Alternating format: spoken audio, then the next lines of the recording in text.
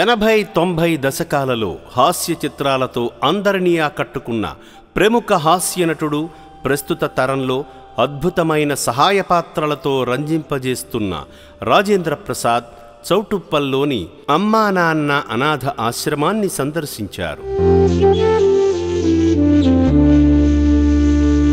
వీలున్నప్పుడల్లా వృద్ధాశ్రమాలను సందర్శించే రాజేంద్ర ప్రసాద్ ఈసారి అమ్మా నాన్న అనాథ ఆశ్రమాన్ని సందర్శించారు. ఆశ్రమ వ్యవస్థాపకులు శ్రీ శంకర గురూజీ, శ్రీమతి గట్టు శ్రావణి గారి ఆధ్వర్యంలో అద్భుతంగా నిర్వహిస్తున్న ఆశ్రమ సేవలను తిలకించి ఆశ్చర్యపోయారు.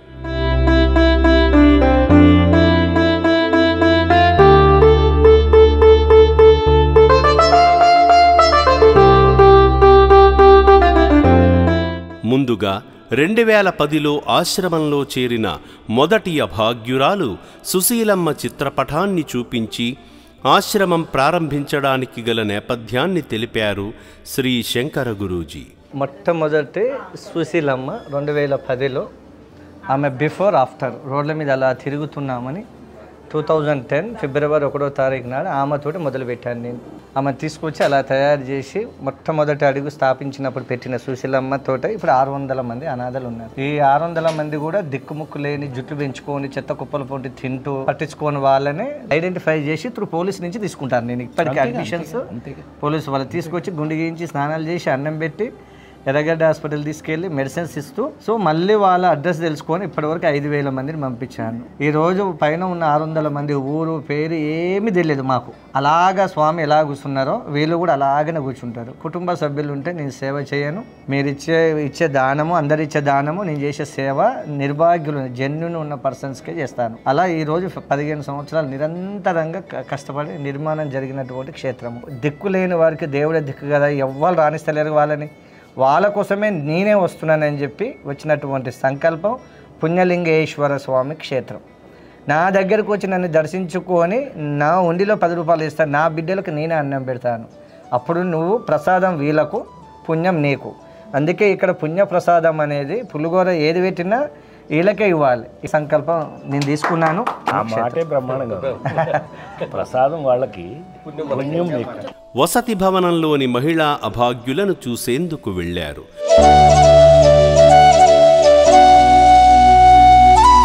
వారిని పేరు పేరునా పలకరించారు.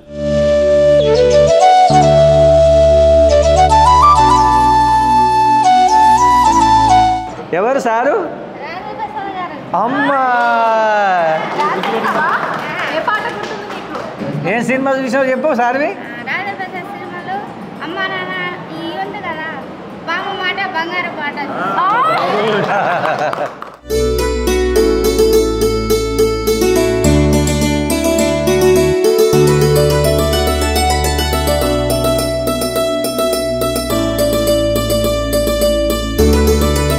అయినవారంటూ ఎవరూ లేని ఈ అభాగ్యుల గురించి, వారి నేపథ్యాన్ని గురించి శంకర గురూజీ వివరించారు.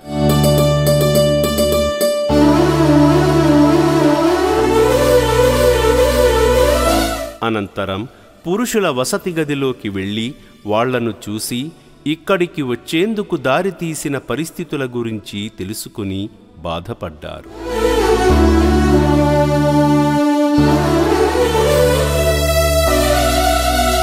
ఇందులో ఒక అనాథ ఇంగ్లీష్లో మాట్లాడటం చూసి ఆశ్చర్యపోయారు. My name is Kiran Kumar. Oh, nice. I'm from MCA Madhuva College. Oh my God. Where? Kachiguda. Kachiguda. Okay. ఇంతమందికి ఎక్కడ పని చేసావు? Testing unit, sir. Bangalore. Bangalore. ఈయన వచ్చి 7 years సార్. ఫుల్ జుట్లు పెరిగి భయంకరమైన ఒక 5 years 10 years జుట్టు ఉంటుంది బహుశా మేము క్లీన్ చేసినప్పుడు.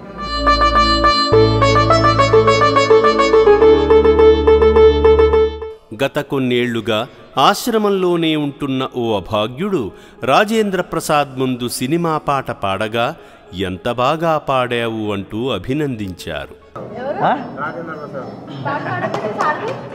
కోదండ రాముని చూడు గట్టిగా కోరింది మెచ్చరి వారు ఆ సుందరాముని చూడు మా తల్లి సీతమ్మ తోడు శ్రీరాముని చిరునవ్వుగా వెలుగొందిన సీత ఆ దేవుని వెనక తన పని చేయును మాట సంకేశుడు బెదిరించెను పెనుమానుల చేత గొంబెల్లు మూచిల్లెను అయ్యో మన సీత.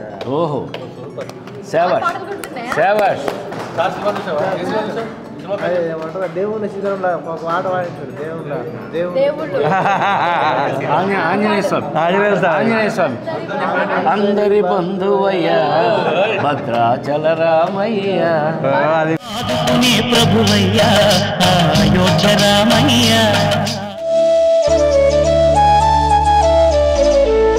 అనంతరం అభాగ్యుల వైద్యశాలను సందర్శించగా శ్రీ శంకర గురూజీ వారికి అందే వైద్య సేవల గురించి వివరించారు.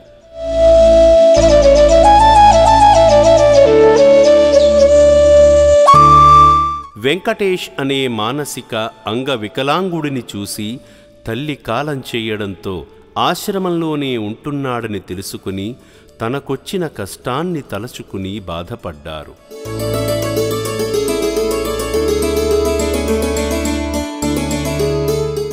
ఈ సందర్భంగా వెంకటేష్ శ్రీ శంకర గురూజీ వద్దకు రాగా శ్రీ శంకర గురూజీ ఆలింగనం చేసుకున్నారు.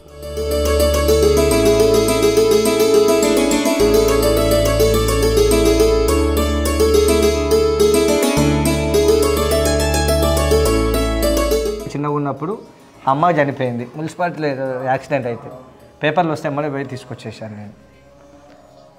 వాళ్ళ అమ్మ చనిపోయింది కూడా తెలియదు వీనికి కదరా.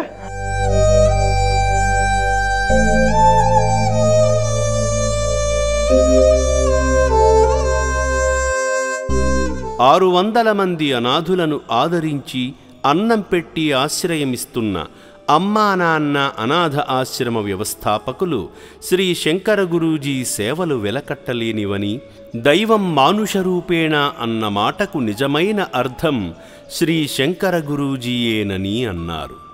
అమ్మా నాన్న అనాథాశ్రమం ఎప్పటి నుంచో నేను అనేక రకాల ఓల్డేజ్ హోమ్స్ ఇలా చూడటం జరిగింది. కానీ ఇవాళ ఫస్ట్ టైం శంకర స్వామి ఇతను తనుగా స్వామి అయినవాడు కాదు, ఆ శంకరుడే ఈవేళ ఇతన్ని సెలెక్ట్ చేసుకుని ఇతని ద్వారా కొన్ని వందల మంది అనాథలు, వాళ్ళని అనాథలు అనాలా లేకపోతే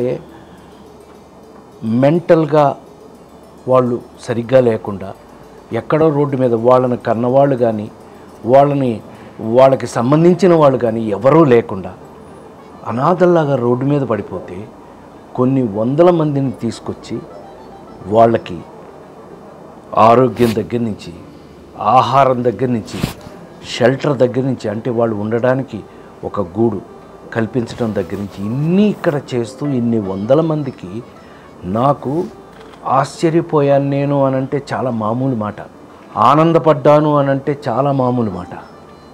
అసలు ఇది నిజమా, ఇలా జరుగుతుందా అని నన్ను నేను నమ్మలేని స్థితికి వెళ్ళిపోయాను. మా తమ్ముడు రాజ్ కుమార్, అట్లాగే రవి, హెచ్డిఎఫ్సి రవి, వీళ్ళు ఇలా ఇక్కడ ఉంటుంది, ఇది బాగుంటుంది, మీరు చూడాలి, మీకు బాగా నచ్చుతుంది అని వాళ్ళు చెప్పినప్పుడు నాకు ఎందుకు నచ్చుతుంది, వీళ్ళు ఎందుకు చెప్తున్నారు అనుకున్నా. కానీ గుండె మీద చేసు చెప్తున్నా, ఈ రోజున ఇక్కడ చూశాక వాళ్ళెవరో తెలియదు, వాళ్ళు ఎందుకు ఇలా ఉన్నారో తెలియదు, ఎవరికి సంబంధించిన వాళ్ళో తెలియదు, ఎక్కడి వాళ్ళో తెలియదు. అలాంటి వాళ్ళని తీసుకొచ్చి కూడు గూడు గుడ్డ 3 ఇచ్చి ఒక షెల్టర్ క్రియేట్ చేసి వాళ్ళని నా దృష్టిలో భగవంతుడు చూస్తున్నట్టే, అలా దిక్కులేని వారికి దేవుడే దిక్కు అన్నట్టు వాళ్ళకి దిక్కు ఎవరండి? దేవుడే. దేవుడంటే ఎవరు? మరి ఈ శంకరు ఇన్ని వందల మందిని తీసుకొచ్చి ఇక్కడ ఇద్దరు దంపతులు నిజంగా ఆశ్చర్యంగా ఉంటుంది ఈ వయసు చూస్తే. నాకంటే ఎంత చిన్న పిల్లలు వీళ్ళు, కానీ ఇప్పటికే 30 సంవత్సరాలుగా ఇంతమంది ఇతన్ని లైక్ చేసి, ఇతన్ని నచ్చి, ఇతని విధానం నచ్చి మీరందరూ ఆశ్చర్యపోతారు. మనం డబ్బు పెట్టి ఏమైనా కొనగలం అని అనుకుంటున్నాం మనం ఈ రోజున. డబ్బుతో కొనలేనిది ఒకటే ఒకటి, ఆనందం, సంతృప్తి. ఈ రెండూ ఇవాళ ఇతను ఇవ్వగలుగుతున్నాడు. గుండెమే చేసుకుని అవన్నీ వద్దండి, ఇవి మాత్రమే ఇవ్వాలి, ఇది మాత్రమే మనిషికి కావాలి అని చెప్తున్నాడు అని అంటే నేను అదే చెప్పాను ఇందాక, ఆశ్చర్యపోయాను నేను. అంటే చాలా మామూలు మాట. నాకు ఎంత తృప్తిగా ఉందంటే ఈవేళ కార్తీక మాసం చివరి రోజున మొత్తం జ్యోతిర్లింగాలన్నిటినీ తీసుకొచ్చి ఇక్కడ పెట్టి ఆధ్యాత్మికంగా మానవ సేవ, మాధవ సేవ, మానవ సేవ చేస్తూ మాధవ సేవ కూడా చేస్తున్న తనకి ఇవాళ నన్ను ఇక్కడికి ఆ దైవం శంకరుడే తీసుకొచ్చాడని నేను మనస్ఫూర్తిగా అనుకున్నా. ఈ శంకరుడి ద్వారా ఇవన్నీ జరుగుతున్నందుకు నిజంగా నాకు మాటలు సరిపోవట్లేదు. నేను ఇంకా చాలా మాట్లాడగలను, ఇంకా చాలా చెప్పగలను. నా మాటలు ఎవరైనా మీరు వింటున్న వాళ్ళు ఎవరైనా మనం కూడా ఇలాంటి శంకర్కి తోడుగా ఉండగలిగితే నాకు తెలిసి ఈ జన్మ ధన్యం.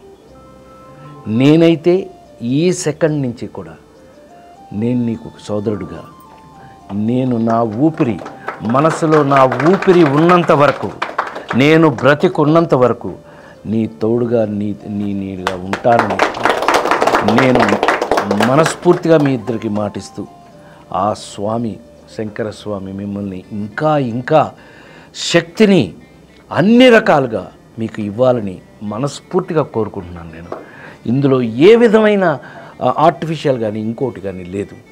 48 సంవత్సరాలుగా మీ అందరి ముందు సినిమాల్లో చేస్తూ ఇంకా కూడా చేస్తున్నా. ఆశ్చర్యపోవద్దు మీరు. ఆ స్వామి భగవంతుడే నాకు ఇంకా అవకాశం ఇస్తున్నాడు, చేస్తున్నాం. ఇది భగవంతుడు మనకిచ్చేటటువంటి అవకాశంగా నేను చెప్తున్నది మీరు విని, మీరు తీసుకుని, మీరు కూడా జీవితంలో ఈ ఆనందాన్ని, ఇవాళ నేను పొందుతున్న ఆనందాన్ని మీరు కూడా పొందాలి అని మరొకసారి మీ అందరికీ మనవి చేస్తూ సెలవు. మళ్ళీ కలుద్దాం.